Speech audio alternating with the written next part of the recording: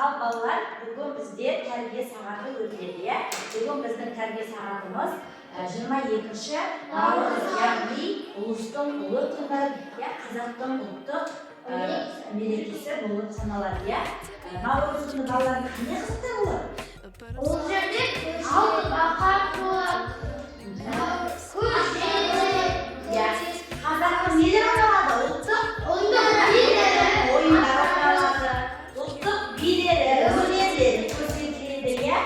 Сосын тағы не ойнайды балалар? Кішкентай балалар. Дұрыс айтасыз, не ойнайды?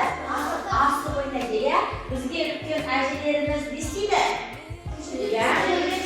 Ал аталарымыз бізге не береді? Бата береді.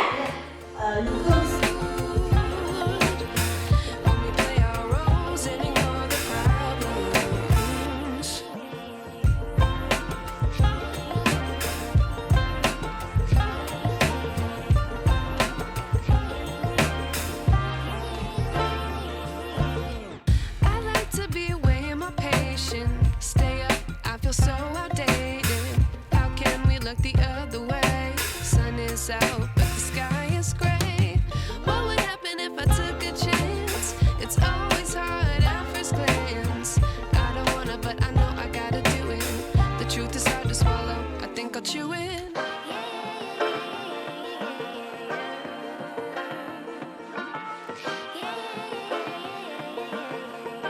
Қазақтың ұлттық ойынының бірі бізде қандай ойын деп ойлайсыздар?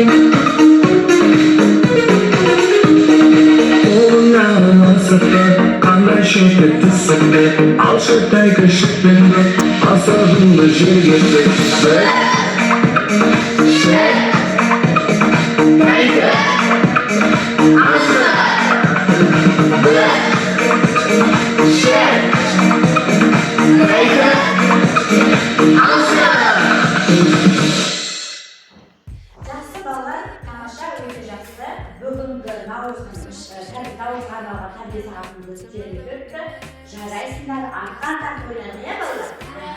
Би да биледі.